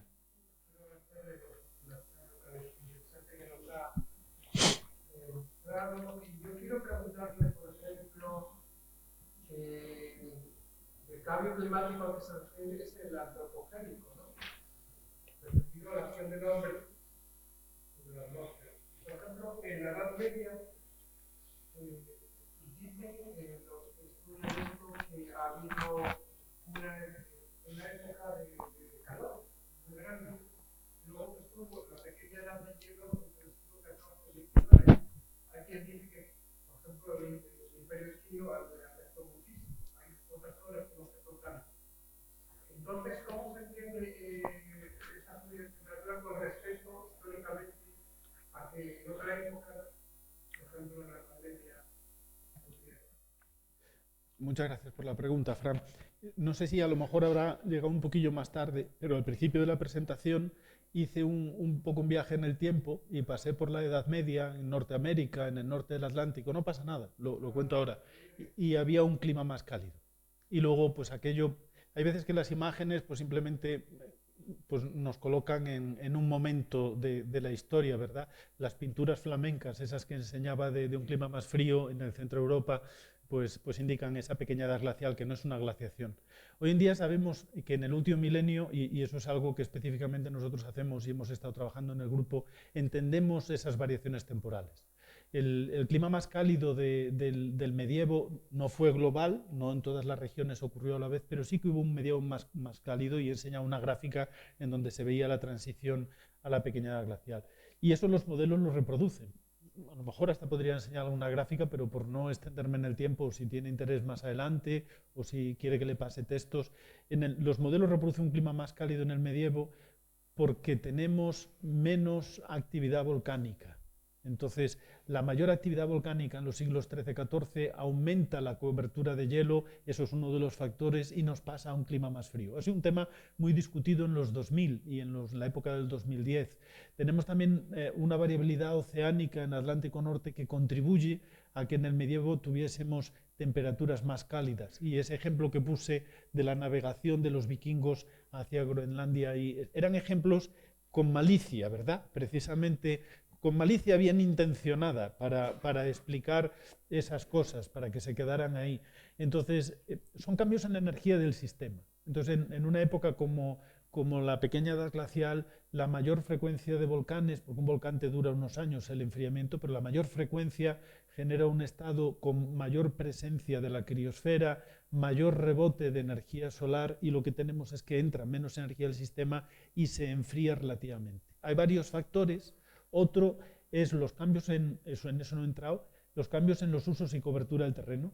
Eso es una cuestión que por deforestación en algunas zonas y reforestación en otras, hay variaciones a lo largo del último milenio que llevan en la industrialización a cambios grandes en deforestación y paso a agricultura que cambian el balance energético en superficie. Entonces, es la conjunción de varios factores que hacen que el siglo X, XI, XII sea más cálido, los modelos lo reproducen, y los siglos siguientes, XIV, XV y XVI, sean más fríos, incluido una transición orbital, que es muy pequeña, pero que en 1000 años se nota sobre todo en las zonas polares. Con eso yo creo que he dicho los palos todos la mayor parte de los palos de la baraja que contribuyen al cambio entre el medievo, lo que se llamaba el óptimo climático medieval, la anomalía climática medieval y la pequeña edad glacial. Y todo eso se interrumpe en el siglo XIX porque aparecemos el hombre industrial con las emisiones antropogénicas, como decía, cambiando la química de la atmósfera, y entonces generamos un cambio en el proceso.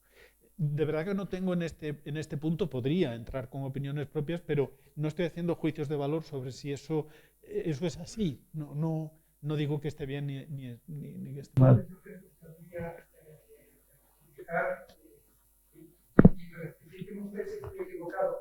Es verdad que hay centros de observación en el planeta para estudiar cambios de temperatura y corresponderían a uno por cada 5.000 kilómetros cuadrados. No sabría decirle. La parte del hemisferio norte, con eso podemos tener una idea global a ciencia cierta. Creo que sé por dónde va. Los datos de temperatura que tenemos ni siquiera empiezan en el siglo XV o en el siglo XVI. Como comentaba antes, cuando empecé con el vídeo, esa es una historia de datos que empieza a partir de 1850. Y esa historia de datos no es ni siquiera homogénea a partir de 1850. La cobertura de datos en las primeras décadas es mayor en los continentes del hemisferio norte, que es posible que vaya por ahí, que en los continentes del hemisferio sur, pero hay suficientes medidas para saber cómo son las variaciones de temperatura tanto en el mar como en la tierra, como también en las zonas polares, aunque haya zonas deficitarias en comparación con otras. Entonces, tenemos una cobertura de información. Cuando usted dice centros de observación, en España es el INM antiguo, la actual AEMET, la que tiene observaciones, estaciones distribuidas, ¿verdad?, en Oviedo y en muchos pueblos y ayuntamientos, algunas series más largas, otras series más cortas, pero eso es lo que se estudia. A lo largo de estas décadas, eso es lo que mucha gente ha estado estudiando, caracterizando cómo ha sido el aumento de temperatura. Y sabemos de las observaciones, no de los modelos, que la evaluación que tenemos hoy en día más realista, o el número que es el que creemos que más aproxima a la realidad, es 1,1 grados con una pequeña banda de error, porque esas incertidumbres en cualquier ciencia las tienes. Pero no es medio grado, no es 1,5 grados, es de un poco más de 1 grado desde finales del siglo XIX a escala global. Y sabemos que ese aumento de temperatura, al utilizar modelos, más de la mitad del aumento de temperatura desde 1950 es asociable a las actividades humanas. Y eso es una frase dicha con malicia pero con buena intención, es decir, dicha calculando el lenguaje. Más de la mitad del aumento de temperatura desde 1950 se debe a las actividades humanas. Y al decirla así, es que hay mucha gente que ha estado trabajando con modelos durante décadas para poner ese número. Entonces, en eso sí que tenemos confianza. Confianza estadística, confianza científica, no confianza emocional o anímica. ¿A usted, Fran? Qué bien. Javier. Pero si esta señora de aquí de la primera fila estaba ahí. Maricha. Pedro, le voy a interceder.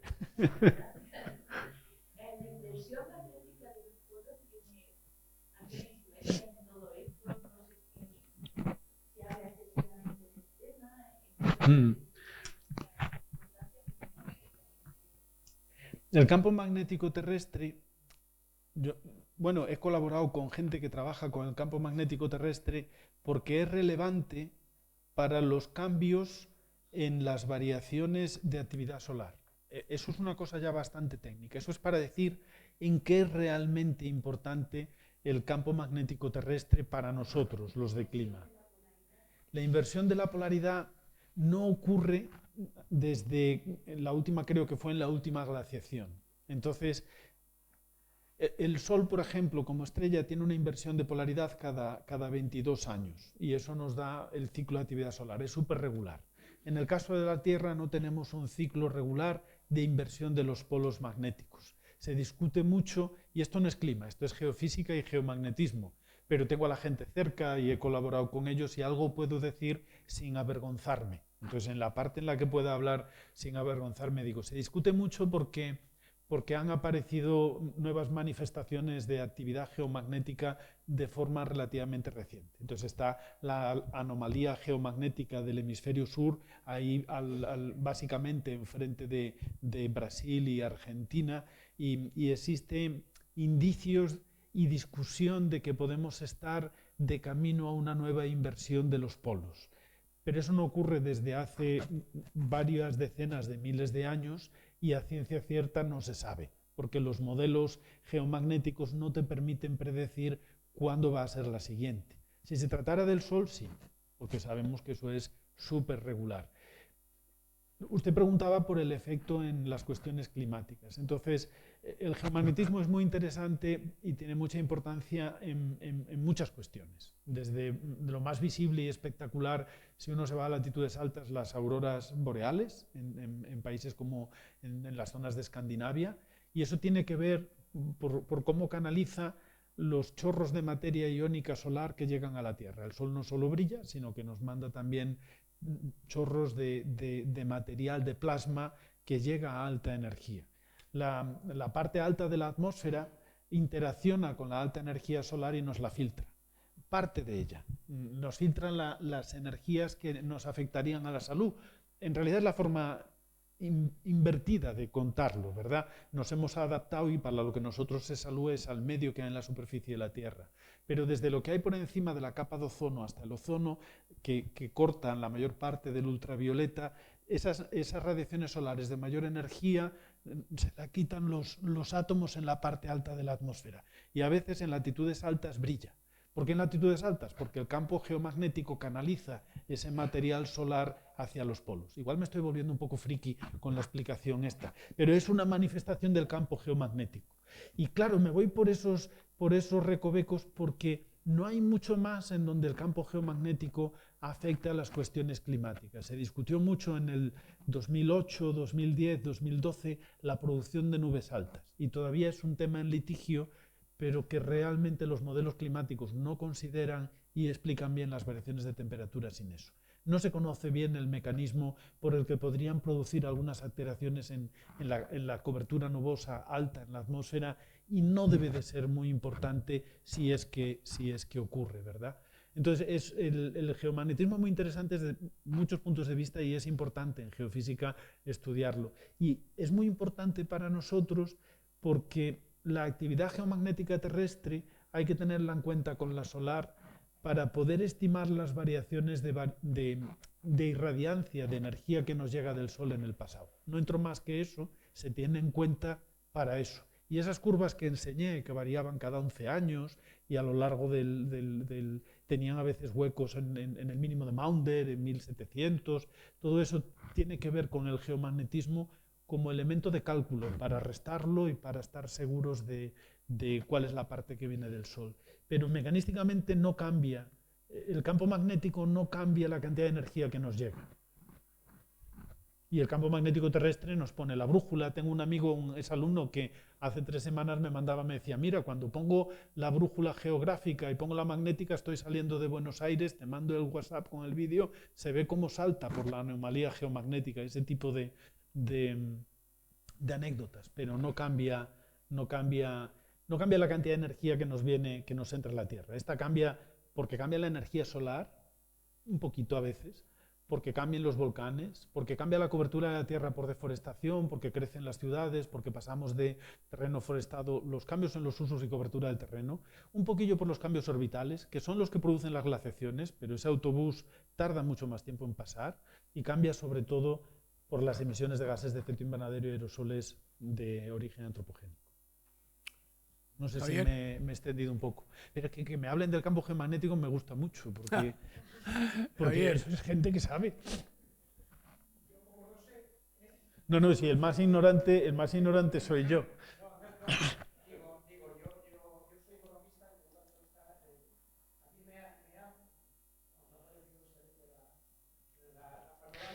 Ustedes son los que mandan. Por ahí va una es técnica, ¿no? En el sentido de que, claro, cuando hablamos de temperatura, entiendo que estamos hablando de temperatura mínima, ¿no? Pero claro, esto es lo del polvo, ¿no? Sí, la media sin dispersión nos dice que al final, o sea, es decir, cuando hablamos de estas diferencias de temperaturas, y estamos hablando del conjunto de la Tierra, tiene algo que ver el hecho de que esas diferencias que hay en relación con los polos y en relación con otros lugares, digamos, ya no estoy hablando incluso de latitudes, sino a lo mejor de longitudes, teniendo en cuenta la concentración de población que puede haber en unos sitios, o la concentración de mares, etcétera, etcétera. ¿Tiene algo que ver esto o la dispersión o no? Y la otra pregunta ya es... Vamos a por esta y luego, si Pedro nos deja, la siguiente. He puesto otra vez el vídeo a funcionar. Entonces, cuando yo digo que ha subido un grado y pico, 1,1 grados desde finales del 19 la temperatura, digo que ha subido en esa tierra que ven, en toda esa superficie, que es el cuento del pollo. Pero en este caso, el cuento del pollo significa que para subir un grado en algunos sitios, en algunos sube más y en otros menos. Y aquí tiene la representación de dónde más y dónde menos. Todo esto son en rojo, el cero es blanco, el amarillo está por encima y el rojo está por encima del... Estos son 2 grados, 1 grado, menos 1 grado y menos 2 grados. Eso significa que las zonas que ven más o menos en amarillo, naranja oscuro, pues más o menos como por aquí, la península ibérica está aproximadamente en aumento de 1 grado y algo desde finales del siglo XIX. Hay zonas como los océanos que han aumentado menos, medio grado, 0,25. Hay zonas de tierra como estas que han aumentado mucho más y están en los 2, 3 grados de aumento de temperatura. Y si nos vamos, y estos son observaciones, esto es desde el año 2016, 2015, no lo veo bien desde aquí, 16, hasta el año 2020, hasta anteayer, ¿vale? Y si ahora nos vamos hacia adelante y Pedro nos deja rápidamente, que no consumo mucho tiempo, nos venimos por aquí, esto es lo que los modelos dicen para el futuro.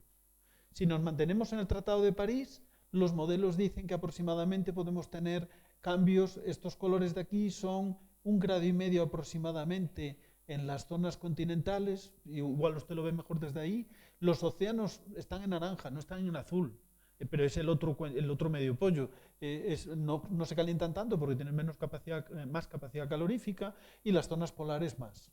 Y si lo que vamos es por una trayectoria más realista de más emisiones, quizá no tanto como esto, quizá la más realista no sea tirar de tubo de escape a toda pastilla, ¿no? Y sea un escenario intermedio, posiblemente lo que ocurra en el futuro, pues tenemos, yo decía, el mismo cromo, solo que con colores más rojos. Y vuelve a ser el medio pollo, es decir, estos son 4 o 5 grados de temperatura, pero si usted se va aquí, estamos en los 9, 10 en muchas regiones, 8, 9, 10 grados en esas regiones. Luego, es esa idea que para mí, claro, yo lo digo con mucha familiaridad, digo, si la temperatura en esta región sube 1 grado, pues o sube igual en todas partes o en unas más que en otras. El problema es no solo el clima medio, que hay algunas regiones que suben mucho más, pero luego también dentro de la meteorología, no de la parte climática, los extremos, ¿verdad? Lo que contaba al final de las olas de calor, porque esto es el clima medio en España, pero luego en verano, en un clima más cálido, tienes mucho más riesgo de olas de calor y de fenómenos extremos que en un clima más frío, con las implicaciones para la salud o para la energía o para lo que se quiera decir. No sé si con eso había otra cosa más. Segunda pregunta. Le he cortado.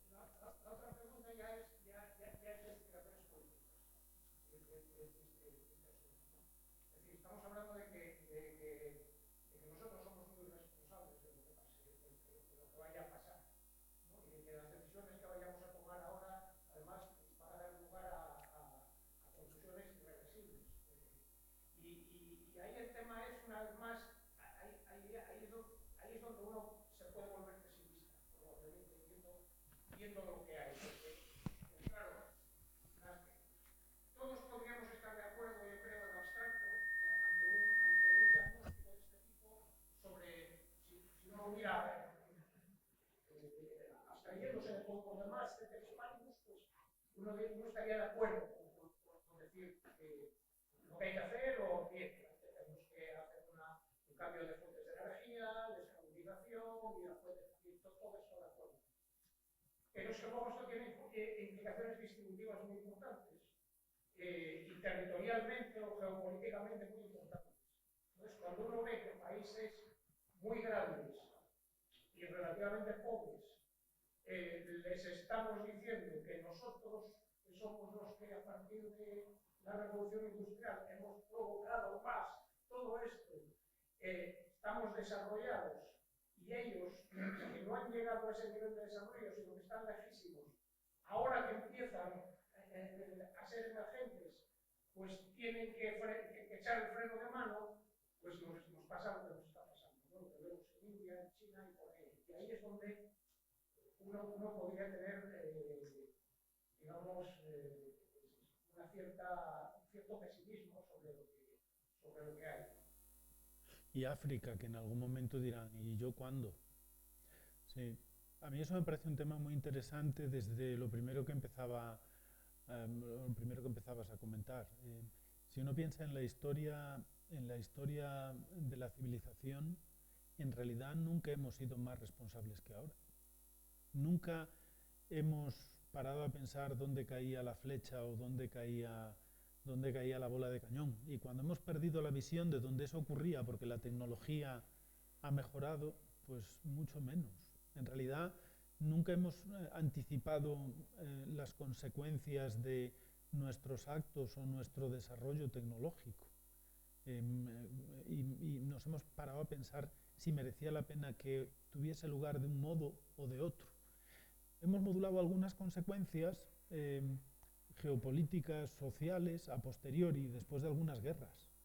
Y puntualmente nos hemos puesto de acuerdo en algunas cosas a priori. Ponía el ejemplo del ozono y quizás haya algunos otros ejemplos en donde a la industria le venía de paso y no le venía mal, dicho de otra forma, el hacer esa transición a otro tipo de emisiones. Pero antropológicamente nunca nos hemos parado como sociedad, y menos una sociedad que lleva mucha prisa en desarrollar un crecimiento cada día como motor de su sustento social, como parte estructural del cómo vivimos hoy en día. Entonces, no es fácil ser optimista. No es fácil ser optimista. Los cambios tecnológicos necesarios para que se emita menos van a ocurrir. Pero es una conversación que, para organizarla con cuidado de no avergonzarse uno de lo que dice en público, no es sencillo, y menos en el cuadro que tenemos de noticias actualmente, ¿no? A Europa ahora mismo le interesa. Hace 10 años a Europa ya le interesaba, porque no es productora de carbón menos Polonia, no es productora de petróleo, no es menos Noruega, en fin, en general le interesa venderle la tecnología ayudando a otros países, vamos a ponerlo así, y que entonces transiten a solar y transiten a eólica. Pero Estados Unidos, en cuanto lo de Ucrania se ha puesto feo, por poner la foto del momento, se ha hecho amigo de repente otra vez de Venezuela, y no lo digo frívolamente, lo que quiero decir es que geopolíticamente bailamos así. Coyunturalmente en Europa yo creo que se va a apostar mucho, y lamentablemente es posible, hay argumentos para pensar que la guerra va a ser larga, ojalá no sea así, es lo último que está ocurriendo, pero no creo personalmente que sea cualquier guerra. Históricamente creo que en muchos aspectos energéticos hay un antes y un después. Va a ser lamentablemente muy interesante ver cómo eso condiciona la evolución del tejido energético en el futuro. Yo creo que Europa irá haciendo muchos esfuerzos, aunque ahora va a pagar muy caro la energía y casi, bueno, habrá muchos esfuerzos para transitar a energías limpias, pero ¿y qué pasa con Asia?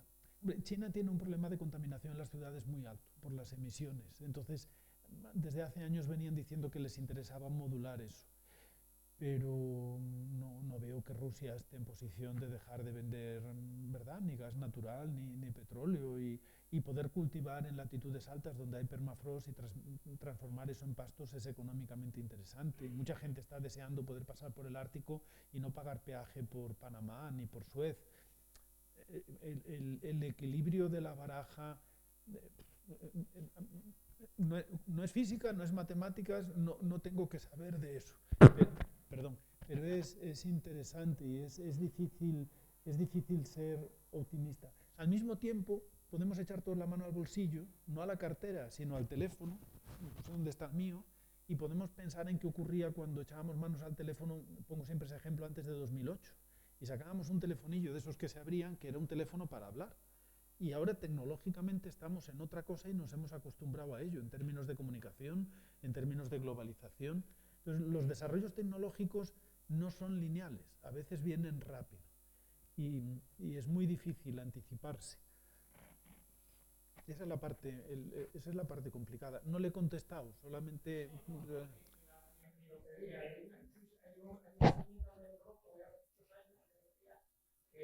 España es una unidad de agrarios cooperativos. Eso lo multiplicamos. Claro. Pues al final es lo mismo, ¿no? Aquí ahora quitaron las técnicas y gente protesta porque dice, ¿por qué tengo que ir a esa velocidad yo cuando... Claro, pero... Entonces, si lo miramos desde la perspectiva pequeña del yo, pues no. Una frase, Pedro, si se Carlos, puede. Carlos tenía una pregunta. Carlos. No me ha dejado. Muy amables. Entonces, la cuestión es, contando un poco, ya que iba a preguntar otra cosa, es sobre realmente esto que es una bomba, pues tiene los modelos lineales, pues tienen los efectos, el hombre como tal especie, no es una variable física.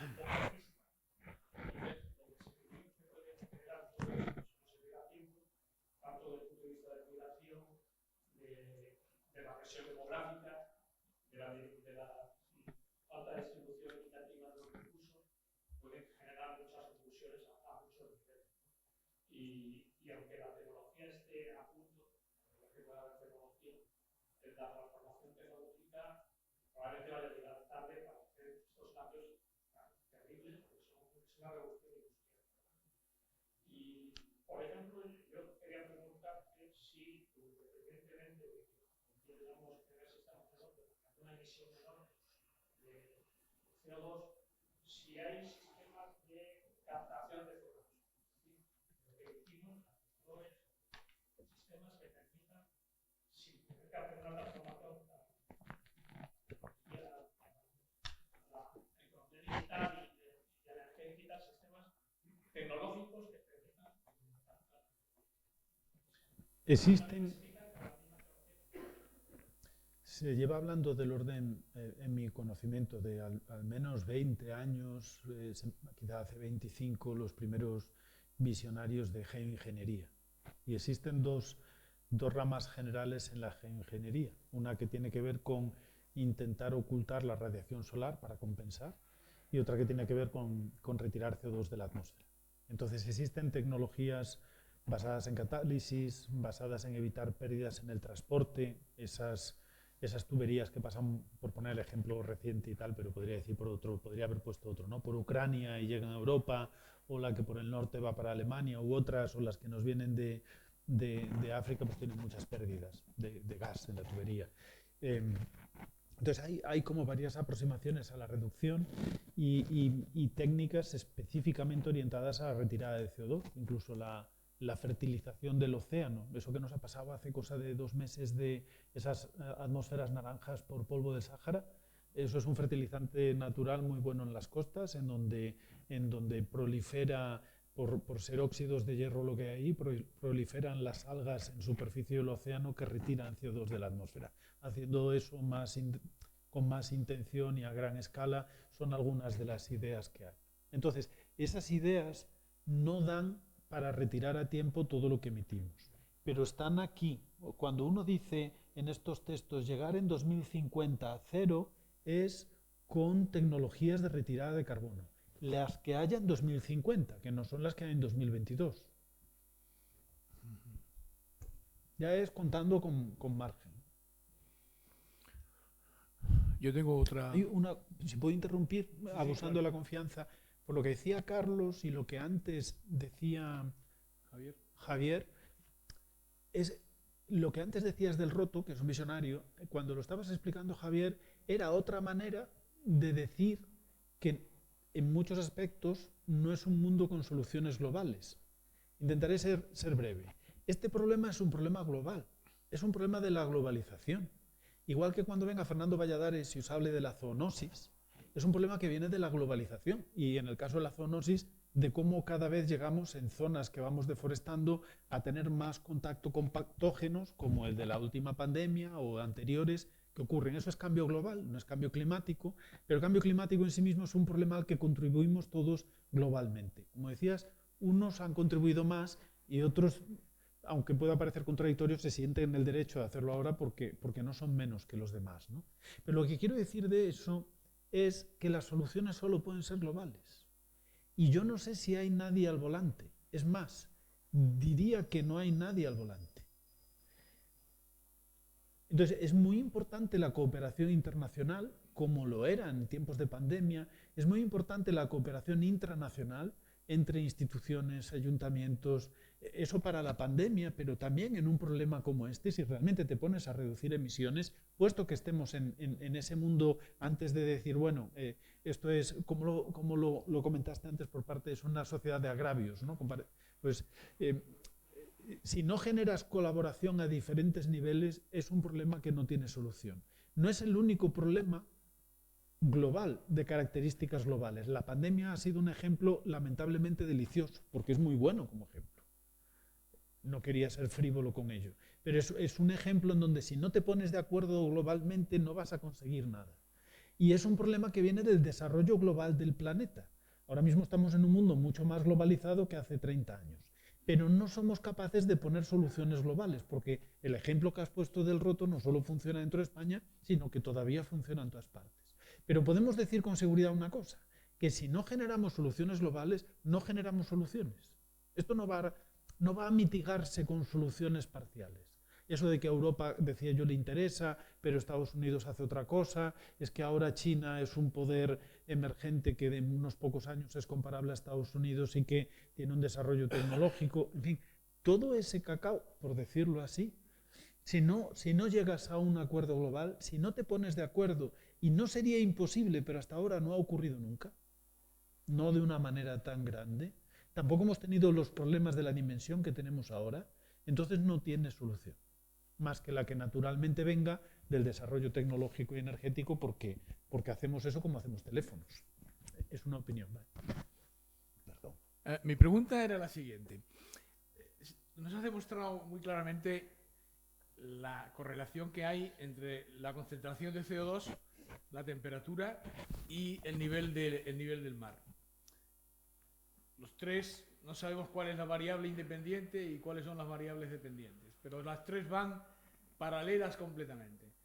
Y nosotros, por nuestra acción en los últimos muy pocos años, como decías muy bien, estamos ahora en 420 ppm de CO2, que es casi el doble que hace muy pocos años. La pregunta entonces es, como no sabemos cuál es la variable independiente, ¿tenéis previsión de cuánto tiempo van a tardar en cambiar las otras dos? Sabiendo que hay una buenísima correlación entre ellas. Intento entrar en la pregunta de forma honesta y reformular en parte. Detrás de ti tienes la respuesta al cuánto tiempo van a tardar. Ya están tardando. Quiere decir que ya están cambiando. Estos son observaciones de nivel del mar global. Estos son observaciones de dióxido de carbono. Ya están cambiando. O sea que estos son observaciones. Mira, las tienes, Pedro, perdona que te haga girarte. Esto es lo que ahora hay varias cosas muy interesantes en lo que dices por cómo lo planteas, ¿verdad? Estos son las variaciones de dióxido de carbono en la atmósfera y esto de otros gases de efecto invernadero en este caso desde 1950, por motivos que podría comentar, pero aquí desde finales del siglo XIX. Y las variaciones de temperatura son estas que tienes aquí. Luego tienes las tres variables. O sea, van clavadas. Claro, y de hecho, en el caso del nivel del mar ha sido muy interesante porque el nivel del mar tiene menos variabilidad que la temperatura. En estas escalas temporales, cuando ves las glaciaciones, es que estás viendo decenas de miles de años que van suavemente. Aquí estás viendo unas cuantas décadas y van temblando, pero están aumentando todas, ¿verdad? Están respondiendo. Cuando uno estudia el último siglo, el último milenio, por aquello de la época preindustrial y luego lo que está ocurriendo en las últimas décadas, lo que haces es considerar los modelos climáticos y poner los cambios en el dióxido de carbono, porque el dióxido de carbono es lo que llamamos un agente forzante, en este caso. Como cambias el dióxido de carbono, todo lo demás va detrás. El nivel del mar sube, la temperatura aumenta, la precipitación, el hielo marino. Eso que llamas la variable independiente tiene el concepto científico de causalidad. Dices, yo cambio esta porque en el último milenio es independiente. Pero si te vas a las excepciones, el dióxido de carbono no es la variable independiente, es la dependiente. Lo que cambia es la energía que viene del Sol, entonces cambia la temperatura. Al cambiar un poco la temperatura retrocede el hielo. Al retroceder el hielo lo que tienes es una atmósfera que elimina menos dióxido, un océano que elimina menos dióxido de carbono, aumenta la cantidad de dióxido de carbono como respuesta a la otra variable y entonces tienes más temperatura, tienes menos hielo, tienes más dióxido de carbono en la atmósfera y tienes un sistema que se retroalimenta. En ese caso... Y por lo tanto la respuesta es inmediata.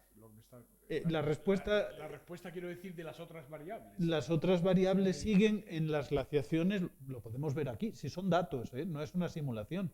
Lo del pingüino son registros que vienen de lo que llamamos datos proxy, que son testigos de hielo en Antártico y sedimentos marinos. Esto todos son datos. Y esta curva de aquí abajo, esto es el nivel del mar.